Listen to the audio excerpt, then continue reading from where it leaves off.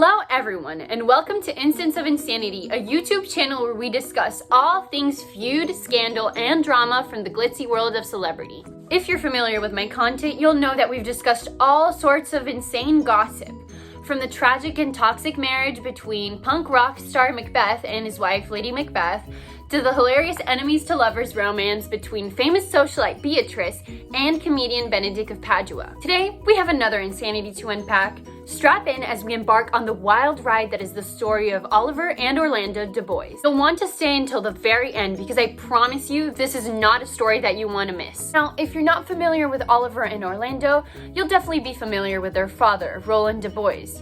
Roland was a household name, not just because of his immense wealth, but also because of his close friendship with Senor, the one-time mayor of Los Angeles, whose political power was suddenly ended when his own brother won the vote. Some say in not an altogether above-board way. That's a conversation for another time. When he died, Roland left his capital to his oldest son, Oliver.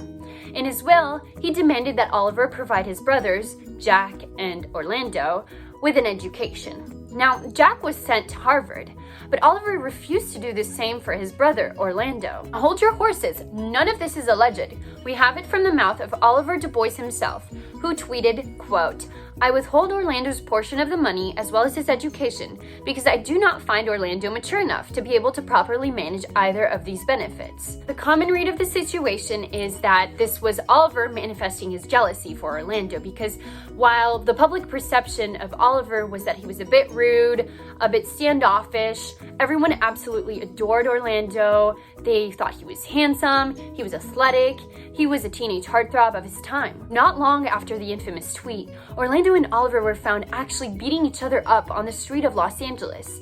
And if their bodyguard Adam hadn't stepped in when he did, serious damage would probably have been done, especially by Orlando, who seemed intent on taking out all his rage on his brother, Oliver. The bitter feud didn't end there, or else we wouldn't have this entire video. Orlando was set to fight in LA's annual Fist Fight for Freedom.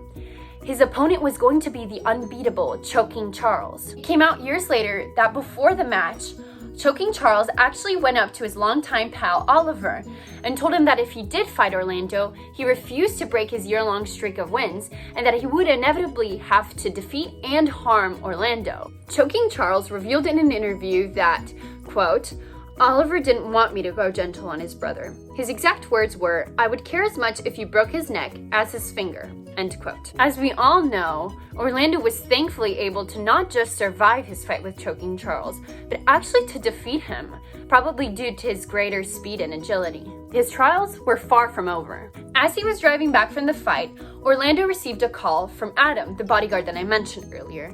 And basically, Adam had a shocking message. What he said was that while Orlando was gone, Oliver had actually tried to set his house on fire, hoping that Orlando was in it. Oliver actually wanted to burn his own brother alive. Adam said that if that didn't work, Oliver was planning to find some other way to get rid of Orlando. Some of you might think I'm making this up, but I promise that 100% of this information is absolutely accurate. As I do for all my videos, I cited my sources in the description below and feel free to check them out as soon as you finish the video. After his brother's attempted assassination, Orlando ran away to Malibu Beach. At this point, a bit of context is needed. I won't get into the entirety of the business with Mayor Frederick's daughter, Rosalind, but suffice it to say that at this point, Rosalind and her cousin Celia had run away, and Mayor Frederick had enough evidence to assume that Orlando was involved. Mayor Frederick threatened legal action against Oliver if he didn't help him find Orlando. And of course, Oliver agreed, saying that he had no love for his brother. If you think the story has been wild so far, be prepared because you haven't seen anything yet. Oliver and Orlando's next public appearance together wasn't until months later when they were spotted strolling and laughing on the beach. How on earth can this incredible switch have taken place, you might ask? In Oliver's memoir, Fighting the Lion Within, which was published posthumously, we have a description of the events that followed Orlando's escape to Malibu and the brothers' newfound friendship. The story goes that while Oliver was looking for Orlando, he decided to take a quick nap in a secluded private section of the beach. I can't believe I'm really saying this, but this did happen to be on the same day that Los Angeles Zoo's beloved lioness Agatha actually escaped. No one knows how she did it. It's widely assumed that her keeper didn't properly close her cage, allowing Agatha to sneak out. Little did Oliver know as he napped that Agatha decided to do the same thing only 3 yards away. Who knows what would have happened to Oliver if he'd woken up and seen the lioness? No doubt he would have been a goner.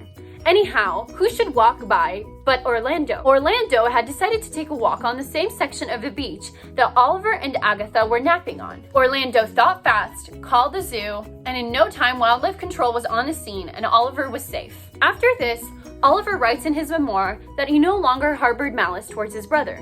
Rather, he found himself at fault for his unnatural behavior. He said that he was at last converted. The change was so real and so profound that Oliver actually handed over to Orlando all the money and the estate that his father had left him, insisting that what he really wanted was a simple house on the beach with his new wife, Celia. It is now common knowledge that Orlando and Oliver are never seen one without the other. The two couples, Orlando and Rosalind and Oliver and Celia, are known to always vacation together and to spend every holiday together. That's it for today's instance of insanity. Let me know in the comments what you think about Orlando and Oliver going from trying to kill each other and burn each other alive to being the best of friends. Please don't forget to like and subscribe. Thank you for watching my video. I hope to see you next time. Bye bye.